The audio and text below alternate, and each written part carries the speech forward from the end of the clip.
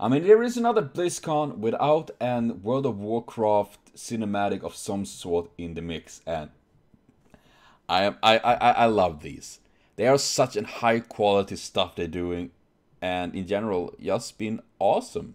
Even if I don't play too much World of Warcraft at this point anymore in my life, mainly because I can't afford it and don't have the time for it, but I still have very fond memories of it, and I do once in a while return to it. I think it was the big game that really got me hooked in MMO games in general. So I always have a nice, have a nice place in my heart. So.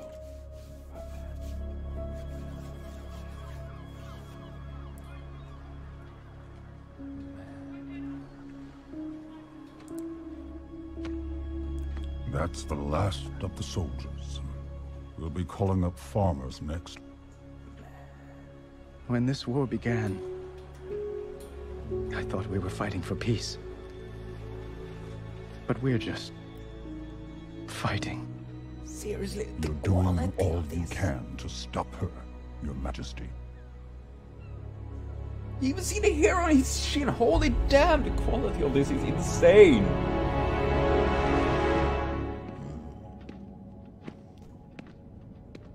Isn't that the stockholes? The prison? That's cool.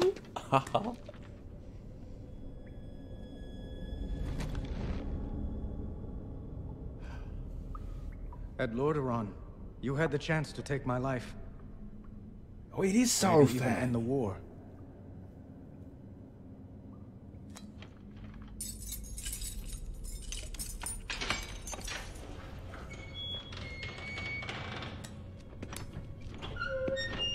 The quality is insane. Man. Why didn't you kill me? Could kill you now.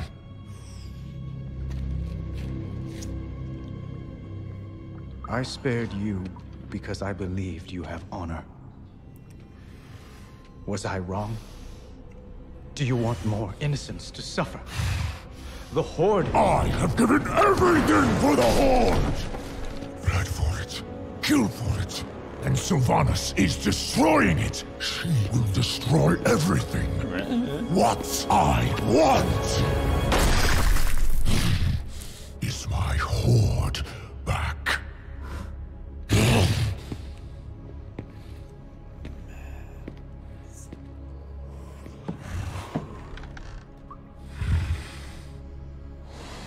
Saurfang, tell me why you spared my life.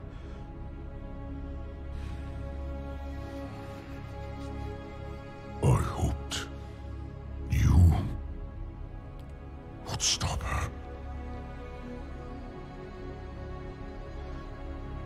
I can't.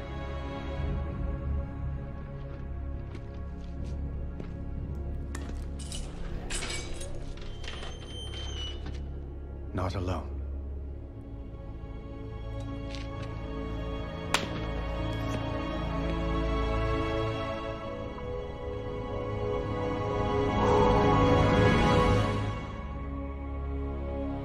My God. Ho, ho, ho, ho. Seriously, holy damn. This is... First of all, as said it before in the previous videos and all of that from BlizzCon, is that the cinematic of this is insane. I mean, you literally saw this, the little stub on his chin and all of that. It's like... The quality of this stuff is so sick. And I do know there's lots of hate for Anduin, that he's trash, he's lame, he's boring, and yada yada. While I personally maybe not think he's the most exciting character in history and all of that, do I actually like Anduin, because he's not a character that is like, yeah, war and destroy, blah.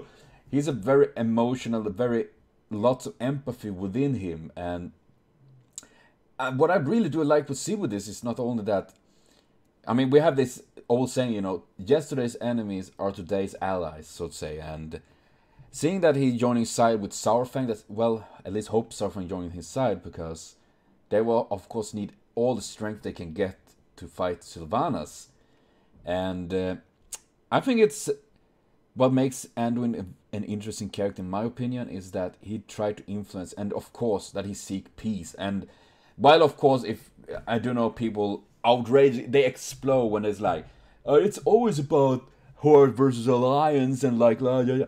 I mean, after all that stuff that have been, I feel like, why do you even fight anymore against each other? Because they have allied against all other kind of stuff for so long, for so much.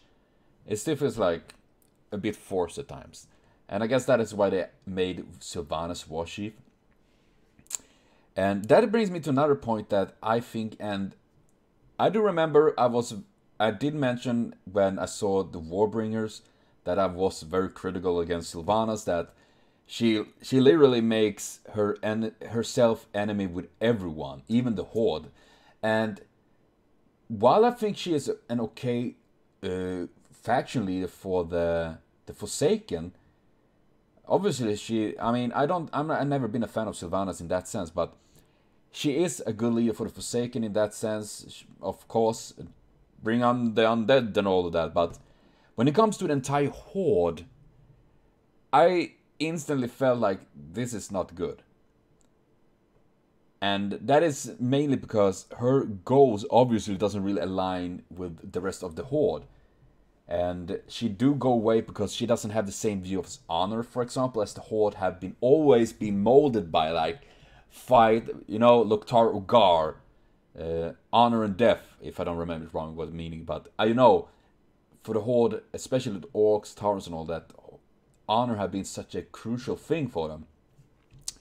Now, if they have been following it, of course, it's a different thing, but Sylvanas especially never had that sense of morality as Thrall, for example. And now we, of course, have been seeing this and seeing how things are really, really breaking down within the Horde.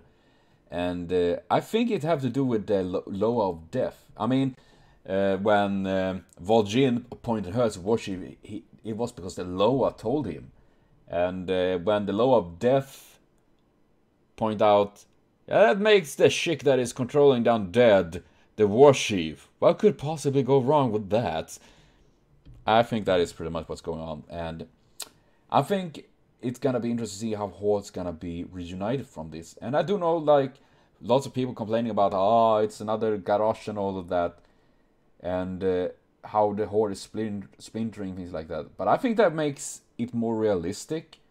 Because as I see it, between the one of the big difference between Alliance and Horde, and sorry if I might go out completely wrong about this, but it's that the Horde races are feeling way more volatile than the Alliance races, because the Alliance races are feeling more already aligned by the long history of Alliance, while the Horde is built up by this big difference of races, like the Orcs that came to this world from Azeroth, not Azeroth, but Outland. I don't remember names of things even anymore. And we have the Taurens, we have the Trolls, Goblins. These are very, they literally gang up to survive.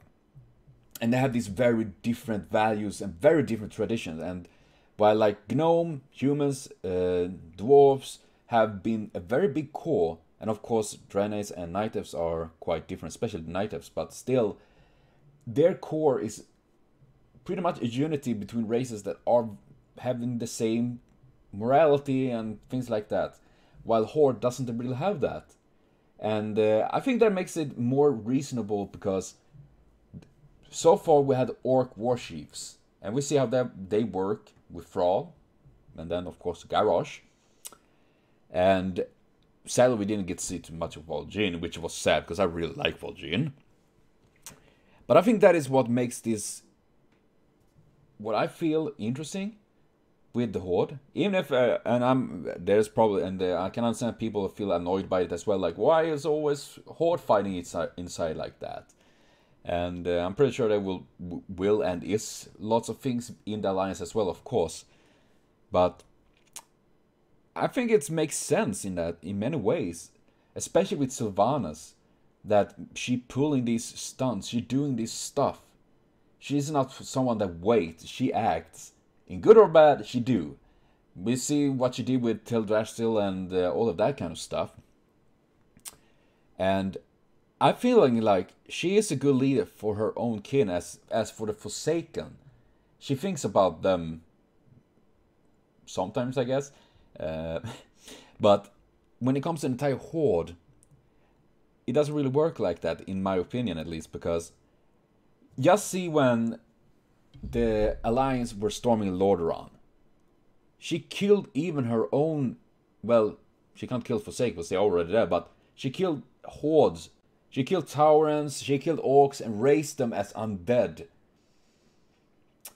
I mean, I would say that raised already them back for me a very, very big fucking alarm flag. I mean, maybe it's just me. I think it's interesting. I am excited to see what the story gonna bring and what's gonna happen with the Horde and what's gonna happen with Alliance, because as we did see there in the beginning, Alliance have been suffering a very lot as well.